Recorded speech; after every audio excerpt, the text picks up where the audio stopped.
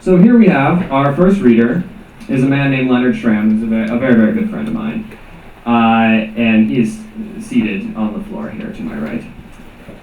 Leonard Schramm learned about realism in Germany, dreams in the United States, human nature in China, and doing something about all those things in New York. He'd like to remind everyone that the burden of proof falls on them. Leonard Schramm, ladies and gentlemen.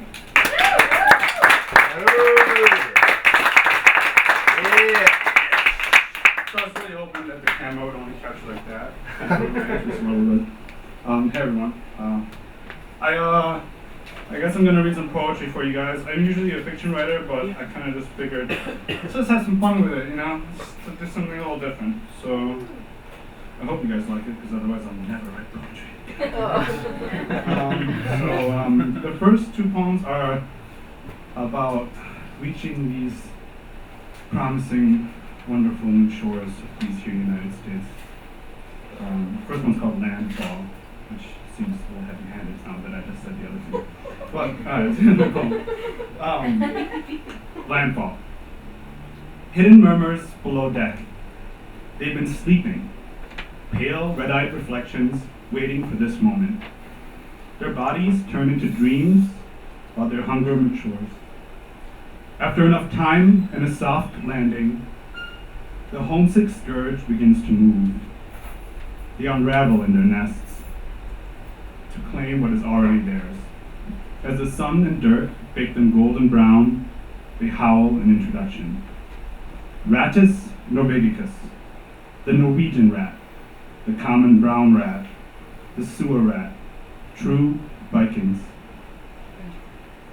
This next one is called Tall Ships. It's about boats and things. The pioneers metered quake. More will be watching now. Blood and country got involved.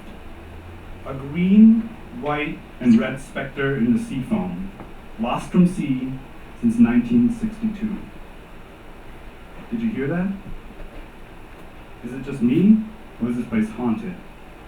Nah, must be flying on that Dutch man. From Liverpool to Peking, the good doctors hurried. They sunk and swam in these waters. Their collected hordes line the shores, brilliant and eternal as the ebb tide turns. This next poem is a really nostalgic one. It's about, all those wonderful memories that everybody shares and wants to relate about all the time. It's called Nick at Night. Do you remember when I told you I don't want to talk about the 90s anymore? That's it.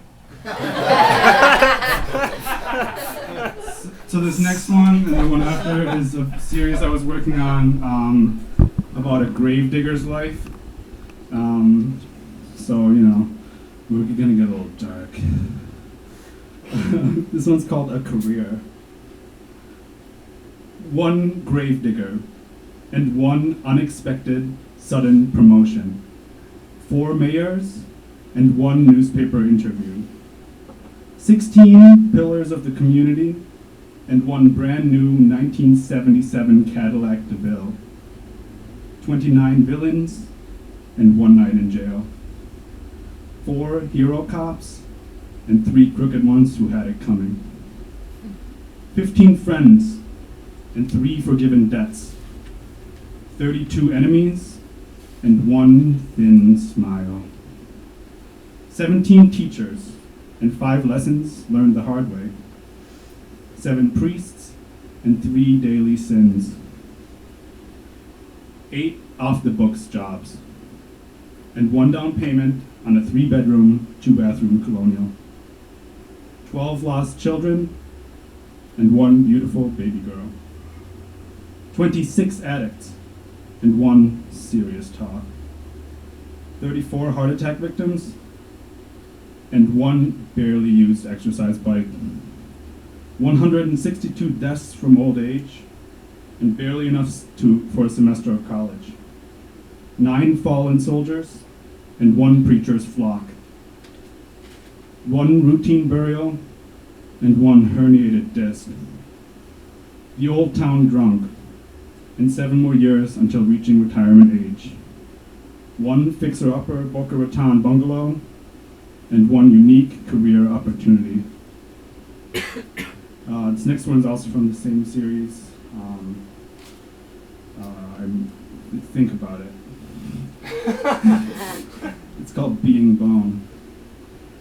Ask me sometime about shipping something fragile, how to pack it just right so it won't break apart.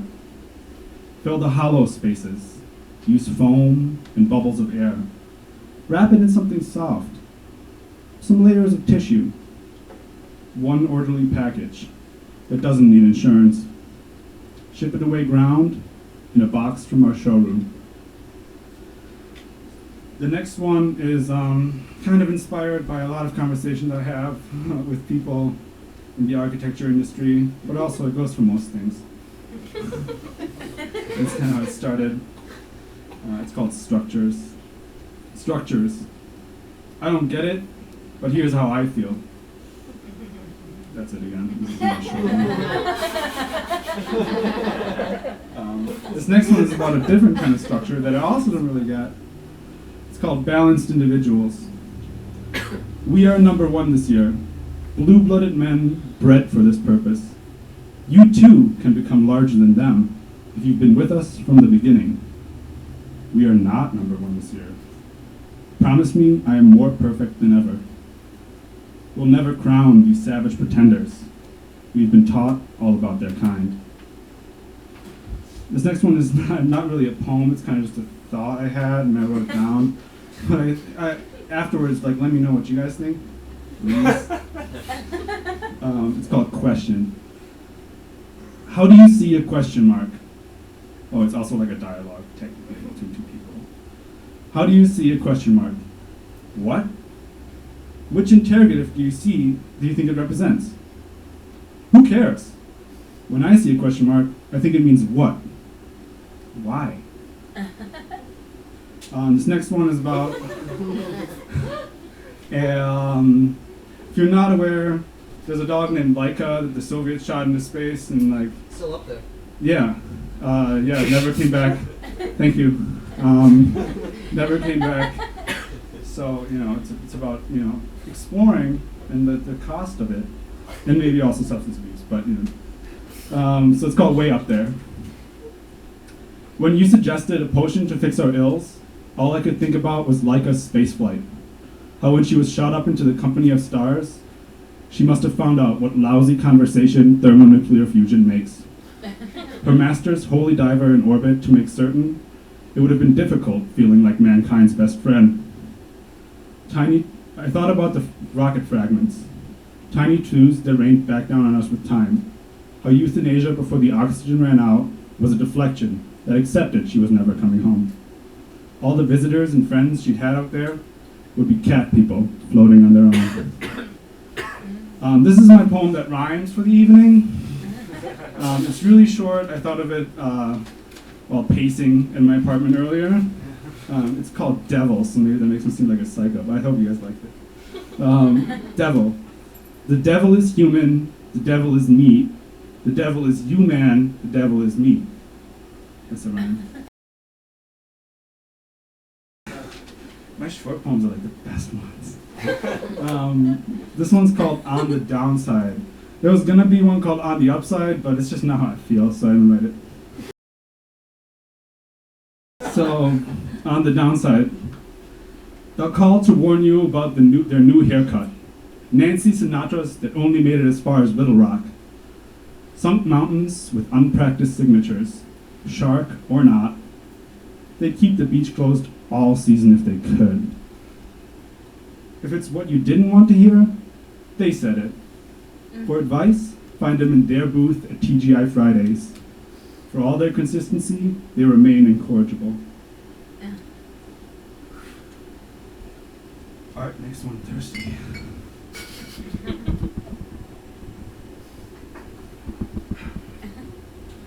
All right. This one's called Waiting Game. It's about all the stresses of life. Laboratory Corporation of America. processing. That's it. So these next two are kind of about fable creatures and stuff like that, because I like it. There's about, that's one of the themes. So this one's called Dead Fish Scrolls. Silence on the King's Highway. Their Atlantean tongues is long forgotten. They watch each other as they ride, their skin aching for the salty shore. Neptune's children traveling alone, seeking to capture fragments of home. Hidden under a cloak of sailors' dreams, they don't fear bandits or patrols. Navigating by Enki's stars, they reach an inn full of merriment. As strong wine soothes their brittle scales, their ancient thirst ripens into madness. This is my last poem of the evening. It's also about fabled creatures. It's called The Gnome King, and it goes like this. The Gnome King. There's a story about a gnome king and his dark magic. Mature content aside, it's the kind of story you would tell to children. One about a journey, a cursed tower, and a brave act. Friendship, 6 bloody jewels, and a villain to match.